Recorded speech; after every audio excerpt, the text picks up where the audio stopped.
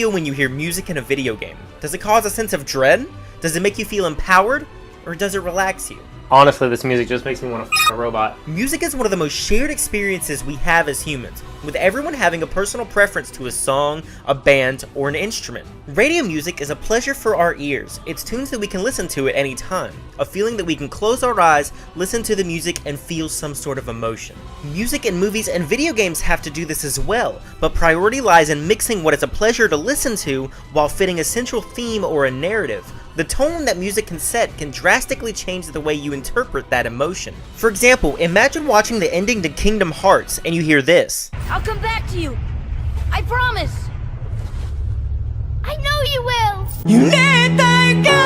Music can turn a good game into a masterpiece, or it can make a great game fall flat. Not every awful game has bad music, and even masterpieces have some iffy songs. So I wanted to take a look back at some games that are highly regarded in their respective communities as good games, and see why some tracks don't stack up. So to elaborate on what is a good game and a bad game is one that is critically beloved upon release. So for example, Sonic Adventure is not the best game in the world. It's aged like a fine milk, but upon release, it was considered one of the classics. Now, take another game such as, oh my god. With that being said, let's look at one of the biggest franchises in gaming.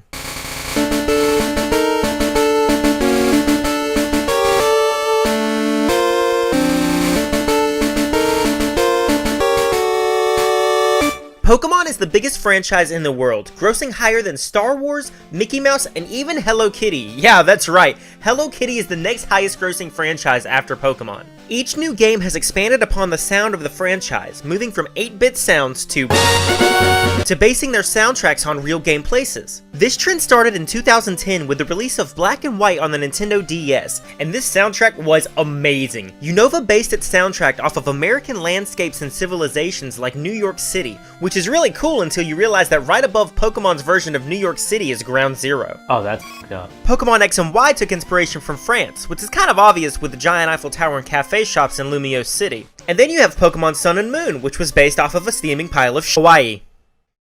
Yeah, Sun and Moon was based off of Hawaii. With the newest release, Sword and Shield, we saw Pokemon travel to the country of England, and the music is...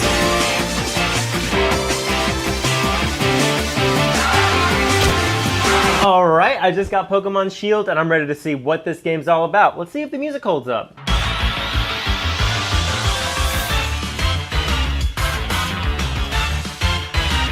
I like this a lot.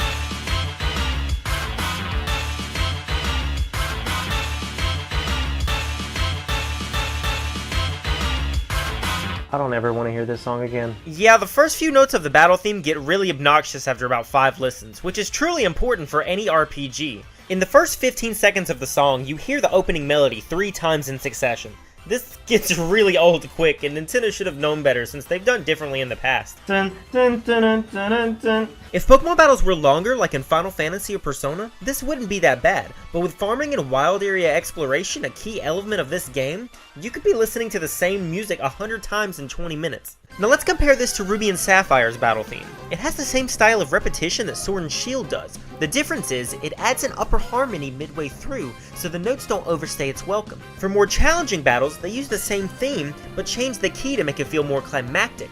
You can hear the song 100 times, and you're still not tired of it. Sword and Shield's battle theme is not necessarily bad, but the repetitious nature of the beginning damages the longevity of the song. If you listen to it on its own, the song is great, but creating a battle theme is a work of art.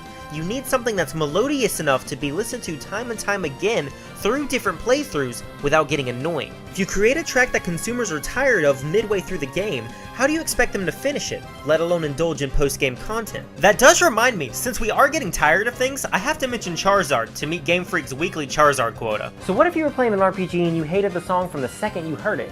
Well, I'm about to piss off a lot of people with this one.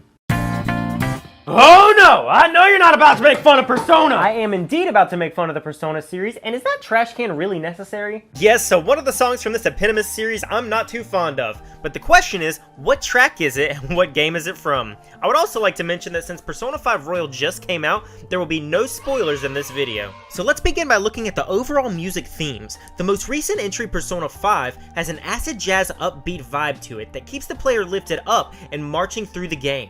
Persona 4 dials this back with a more relaxed, soft jazz vibe that makes you feel like you're in the protagonist's hometown of Inaba. Persona 3 has an upbeat hip-hop feel to it, a stark contrast to the dark undertones of the game. Each one of these games has a different direction to it, despite having the same director, Shoji Meguro. Now, when I first played all of these games, I went into them completely blind. Once I was finished with one, I would take a short break and then go on to the next, avoiding spoilers, and hadn't heard any of the music beforehand. So which game do you think made me cringe? Now I face up, I hold up, I return to the true on the rising of the whole moment.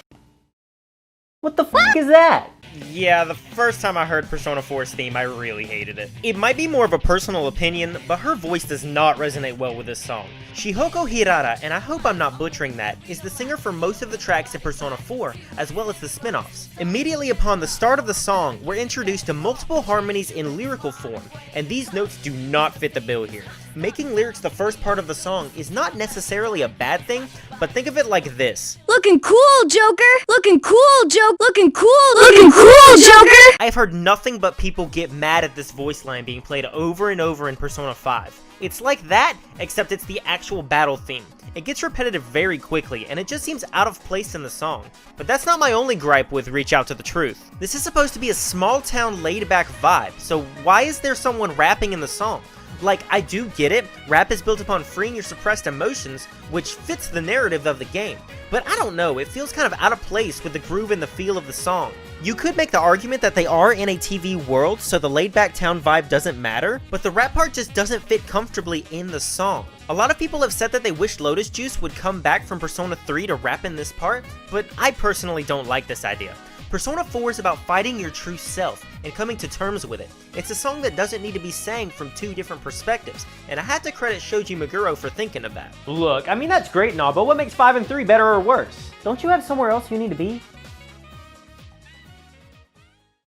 Nah, I'm free. Persona 5 and even Persona 5 Royal start with bombastic trumpets, instantly setting the tempo and groove to the lax background music, despite keeping an upbeat melody. Persona 3 has that immediately gets you entranced into the song. Persona 5's quick start doesn't fade and sets the flow of battle, while Persona 3's quickly goes away so the groove can take effect. One thing I will say about Persona 4 is the beginning does help, but it also hinders this track. Starting at a halftime pace, contradictory to the upbeat nature of the song, acts sort of like a pre-rendered action that takes place before the flow of battle starts. This wouldn't be a problem if it didn't revert back to its upbeat tempo so quickly. I feel like this breaks up the flow of battle and ultimately feels out of place. Thankfully, to match the youth of the investigation team, they updated it with Time to Make History in Persona 4 Golden. It is a shame though. The Persona 4 era has some of my favorite tracks of all time, like Dance and Maze of Life, but unfortunately for me, the main theme just falls a little flat. Alright, you've already criticized 2 RPGs of mine. You gonna go for a third one?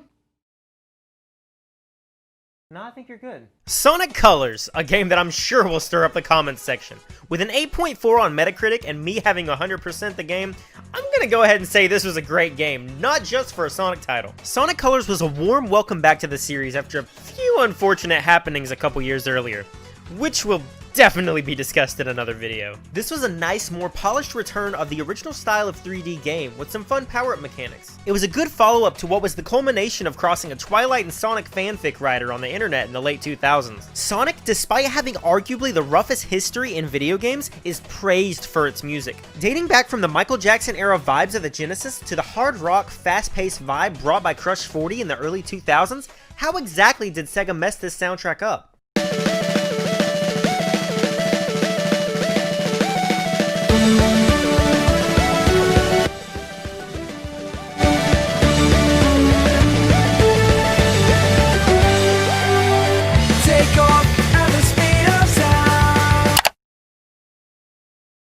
That sounds awful! Reach for the Stars is obnoxious. It sounds like Sega took Owl City and said, hey, you know the tempo? Double it. It's almost everything about this track that doesn't mesh well together. The extremely high BPM, the auto-tune, the synth vibes. I don't know if the game is trying to target its audience to longtime fans or little kids. But speaking of, a little kid could write better lyrics than this. I have to bring some attention to the note structure of the main melody. It's basic, heartless, and with almost no thought whatsoever. How can we go from this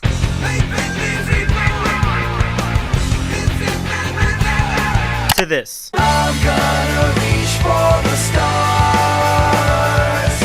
although they look pretty far. The melody of the music feels extremely forced, like they took all of the heart out of a normal Sonic opening and ripped it away and said, here you go, speed. But that doesn't mean the whole soundtrack is bad. Listen to Planet Wisp. A new open alien world that gives off a mysterious vibe sets the mood of what to expect, but the upbeat Sonic feel is there.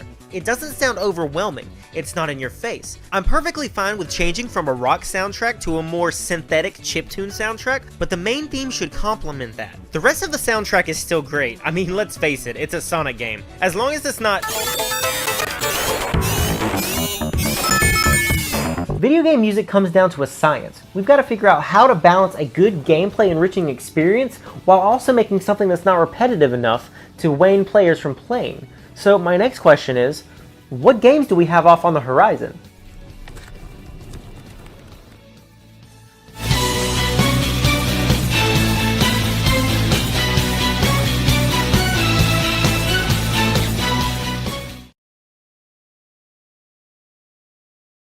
This is a blooper.